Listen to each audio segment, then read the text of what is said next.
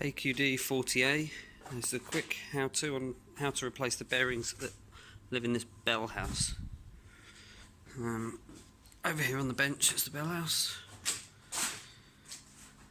Now, these bearings here normally go.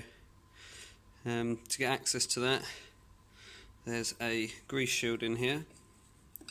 Now to get that out, I'll drill 2 holes into the grease seal, put 2 self-tapping screws in, and then lever on it with some pliers.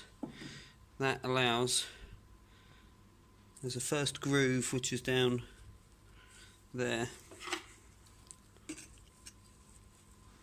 where my screwdriver is. There's a groove there.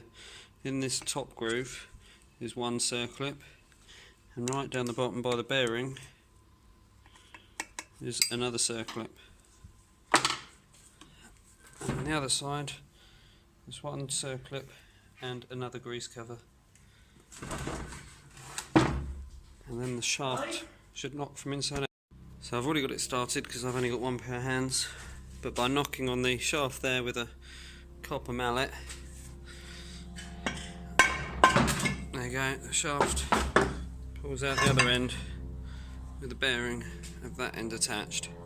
And then you can use a long punch to come through from the other end to knock this bearing out.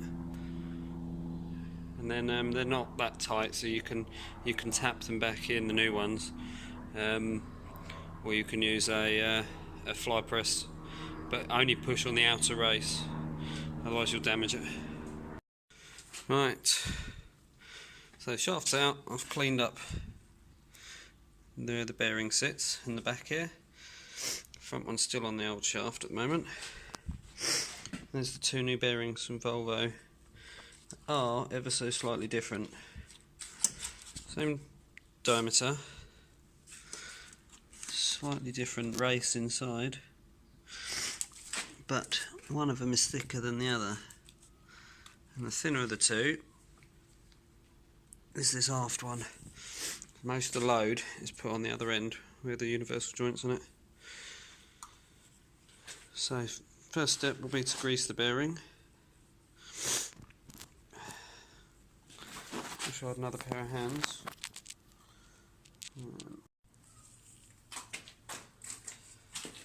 So first step is to grease this bearing, and we do that by putting grease in the palm of your hand, and you push it through the bearing and rotate it as you go. So there's the grease, and you push it through, and as you're pushing it through, you're hydraulicking it through the rollers, and you should see it come out the other side. So let me do it further round.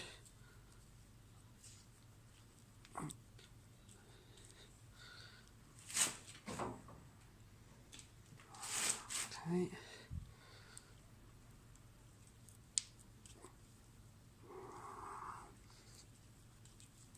Rotate it as you're packing it,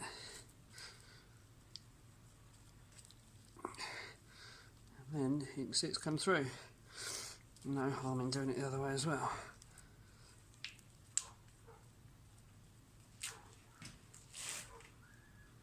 How you doing? Okay, so didn't have enough hands to show you. Don't want to put my hands up with my phone up with greasy hands, but that bearing just pushed in there by hand. It's obviously well packed, and you can't see it, but I've slipped the circlip back in with these circlip pliers. Now for the bearing on the other end. Now this bearing that came out on the shaft, the reason it's attached to the shaft, there's another circlip there.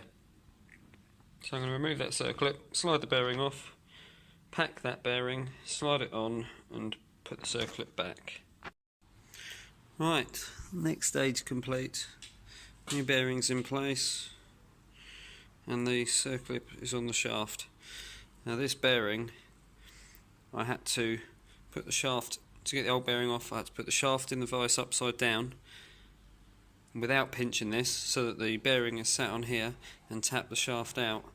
And the new one, to get it on, I had to put it in the vise like that, put a layer of tissue underneath to protect the splines, and then position the bearing, it went down to this point here, and then I had to use a soft metal. I use an aluminium drift like this to tap, only tap on this inner race, but taps around it like that to get it to seat right down, and then put the circlip in place. Next step will be to slide that assembly back in to the bell house. Right, well, I'd like to tell you that was easy, but it wasn't. The shaft's back in with the outside O-ring, circlip, which is for the, there you go, that outside circlip here, which is for holding the grease seal, and the inner circlip holds the bearing. The problem I had is I slid the shaft in with the new bearing attached this end, and the circlip that holds the bearing on the shaft, and I couldn't get it down far enough to get the outer circlip on. And the reason being was the shaft at this end that sits in that bearing had worn a very slight shoulder on it and wouldn't go into the inner race. If I removed this circlip and let this bearing float, it drops straight in. So I had to take the shaft out again and use some Scotch-Brite on the shaft to get rid of that shoulder. So what I'd recommend is grease the bearings up, but then wipe all the residual grease away. Give the housing a really good clean, and any little marks or whatever on the shaft needs to be cleaned up with Scotch-Brite, otherwise you won't get it all back together to the point that the circlips will go in. Anyway, so that's done. Shaft's in. I replaced the bolt on the top here. It's normally just a screw that you put a bit of grease in and then you wind the screw down, which is rubbish because you've got to fill the whole cavity to push grease out of both sides. But at the same token, you don't want to do too much or you'll push the grease seals out and then it'll rub on the shaft. It's not the end of the world, but it makes an annoying noise. So anyway, I got some bolts that fitted, drilled holes all the way through, tapped them and then put grease nipples in. So now I can grease from the inside, which is what I'll do now. I'll grease until I see grease come out of the bearings both ends, so I know the cavity's full, and then I'll push that grease seal and that grease seal back in place, and that'll be job done. And then bell house back on engine.